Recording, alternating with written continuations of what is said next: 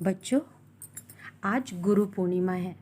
सबसे पहले हम जानेंगे गुरु पूर्णिमा है क्या। गुरु का अर्थ क्या है। गुरु वह होता है जो हमें अंधकार रूपी अज्ञान से ज्ञान रूपी प्रकाश की ओर ले जाता है, वो है गुरु। फिर उसके बाद लिखा है पूर्णिमा। तो पूर्णिमा के दिन चांद आपने देखा 100% होता है ना। वो काले बादलों से निकलकर हमारी पृथ्वी को तेज प्रकाश की रोशनी में भर देता है। गुरु पूर्णिमा आषाढ़ शुक्ल पक्ष की पूर्णिमा को मनाया जाता है।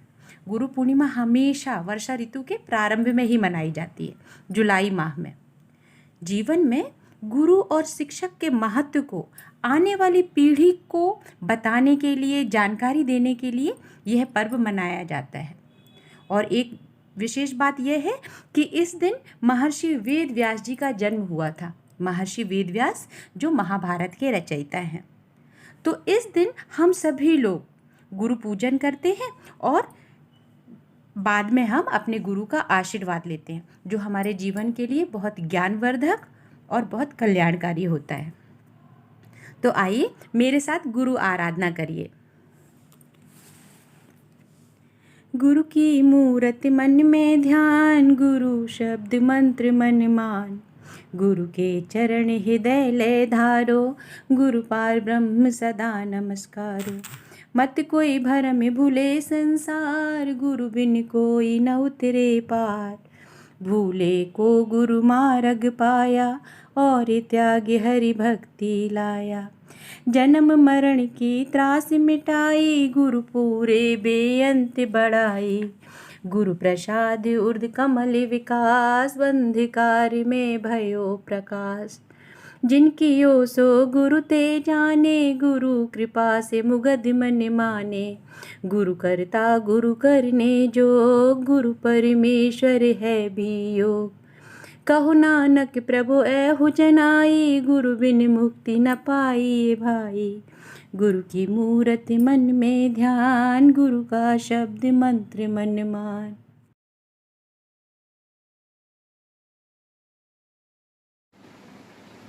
आप सभी को गुरु पूर्णिमा की हार्दिक शुभकामनाएं। नमस्ते, मेरा नाम गोविंद सुशील है। मैं कक्षा 5वीं ब का छात्र हूँ। आज मैं आपके सामने गुरु पूर्णिमा के अवसर पर एक विचार प्रस्तुत करना चाहूँगा। शांति का पढ़ाया पाठ, अज्ञानता का मिटाया अंधकार। गुरु जी ने सिखाया हमें, नफरत पर विजय है प्यार। धन्यवाद।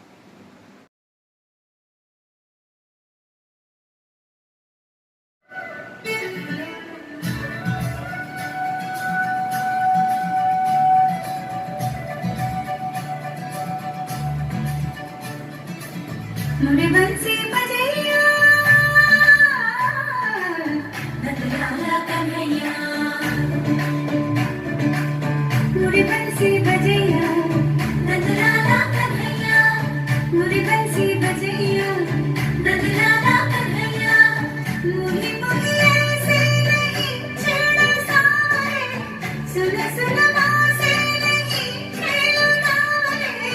जाके शुदा से कह दूंगी रे, कान्हा सो जा सुना। ओ कान्हा सो जा जरा, लुक छुप के तक यूं ना दूंगी। कान्हा सो जा सुना, ओ कान्हा सो जा जरा।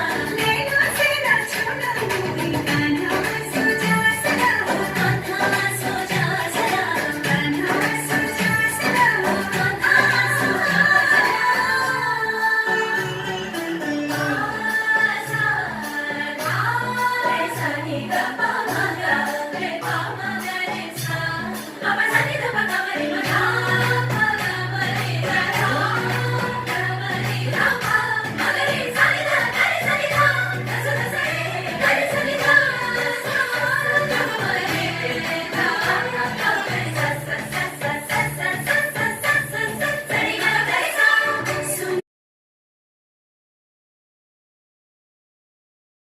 पुराणों में एक बहुत ही अच्छी गाथा है, चलिए मैं आपको सुनाती हूँ। एक राजा था और उसकी एक बेटी थी। जिसका नाम था वैराग्यवती। वैराग्यवती अपने नाम के ही अनुरूप थी। जैसा उसका नाम था वैसे ही उसके गुण और आचरण थे। जब पिता ने अपनी बेटी के आचरण को परखा और उसकी दिनचर्या को देखा तो उन्होंने उसका निवास स्थान महल से दूर एकांत स्थान पर सुंदर सी जगह पर बना दिया और सारे साधन जुटा दिए, जिससे कि वैराग्यवती की साधना और ध्यान मजबूत हो और वे बलवती बने। वैराग्यवती अपने राजपाट और परिवार से दूर होकर साधना में डूब गईं। धीरे धीरे वैराग्य उनके सिर पर चढ़ गया। एक दिन रात्रि के पहले पहर में वैराग्यवती एक गीत गा रही थी, जिसमें गुरु के प्रति अदम्य प्यास थी। उनके भाव थे कि मेरा जीवन बीतता जा रहा है, मेरे जीवन में कोई गुरु का आगमन नहीं हुआ। उसी समय चोर महल के पीछे सेंध लगा रहा था। जैसे ही चोर ने इस गीत को सुना तो वे समझ गए कि अरे, महल में राजकुमारी को गुरु की जरूरत है। उसने अपने काम को छोड़ा, वेश बदलकर बाबा बन गया और ईश्वर का नाम लेते हुए, ईश्वर का नाम उच्चारण करते हुए वैराग्यवती के निवास स्थान पर सुनसान जगह पर पहुंच गया। जैसे ही वैराग्यवती ने देखा कि इतनी रात्रि को मेरे द्वार पर कोई संत आए हैं, तो उन्होंने बहुत ही आदर सत्कार के साथ स्वागत किया, बिठाया और वो पूछने लगी, कहने लगी, महाराज क्या आप जल ग्रहण करेंगे? तभी चोर रूपी साधु ने कहा, हाँ, मुझे बहुत जोर से प्यास लगी है। जैसे ही वो जल लेने के लिए भीतर जाने लगी, तभी चोर रूपी साधु ने पूछा, अरे सुनो, रुको, क्या तुम्हारे जीवन में कोई गुरु है? वैराग्यवती स्तब्ध हो गई और उन्होंने कहा, नहीं महाराज, मेरे जीवन में तो कोई गुरु नहीं है। तो चोर रूपी साधु ने कहा, नहीं नहीं, मैं तुम्हारे हाथ का जल ग्रहण नहीं कर सकता, और वे जाने लगे। वैराग्यवती ने उनसे कहा, महाराज रुकिए, मेरी बात सुनिए, आप तो संत हैं, आप ही मुझे गुरु दीक्षा दे दीजिए, आप ही मेरे गुरु बन जाइए। तो उस चोर रूपी साधु ने कहा, हाँ, मैं तुम्हें गुरु दीक्षा तो दे सकता हूँ, पर हमारी जो दीक्षा है वो घरों में नहीं होती, उसके लिए जंगल में जाना पड़ेगा। क्या तुम तैयार हो? वैराग्यवती ने कहा, हाँ महाराज, यदि मेरा इसी में कल्याण है, इसी में भलाई है, तो मैं आपके साथ चलने को तैयार हूँ।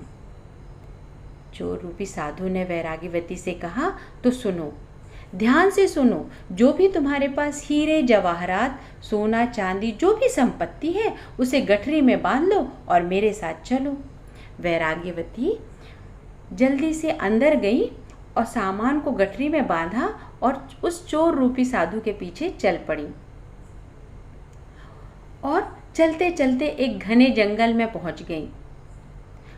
उस घने जंगल में चोर रूपी साधु ने वैराग्यवती को एक वृक्ष से बांध दिया और सामान लेकर जाते हुए एक झूठी दिलासा देते हुए कहा कि तुम यहीं रहना, मैं हो सकता है 2 दिन में आऊं या 7 दिन में आऊं, मैं आकर तुम्हें इस बंधन से मुक्त कर दूंगा। वैराग्यवती वृक्ष से बंधी रही और चोर तो चोर था, वो चला गया। यहाँ राजा को पता चला कि वैराग्यवती का निवास स्थान खाली पड़ा है, वहाँ वैराग्यवती नहीं है, तो वो बड़े चिंतित हुए। वो वैराग्यवती को ढूंढने निकल पड़े। खोजते खोजते उस घने जंगल में जा पहुँचे और जैसे ही उन्होंने वैराग्यवती को वृक्ष से बंधा हुआ देखा तो वे चौकन्ने हो गए और पूछे, बेटी तुम्हारा हाल किसने किया, ये कैसे हुआ? तब वैराग्यवती ने कहा, पिताजी मैं आपको नमन करती हूँ, ये मेरा हाल खराब नहीं है, ये मेरे गुरु का बंधन है। तो पिताजी ने कहा, बेटी गुरु लोग ऐसा काम नहीं करते, वो तो जीवन में मार्गदर्शक होते हैं, लाओ मैं तुम्हें बंधन से मुक्त कर देता हूँ। वैराग्यवती ने कहा, नहीं पिताजी, ये बंधन तो मेरे गुरु ही खोलेंगे। पिताजी ने बहुत समझाया पर बेटी नहीं मानी। आखिर में राजा ने सोचा शायद यही नियति है और वो महल की ओर चल पड़े।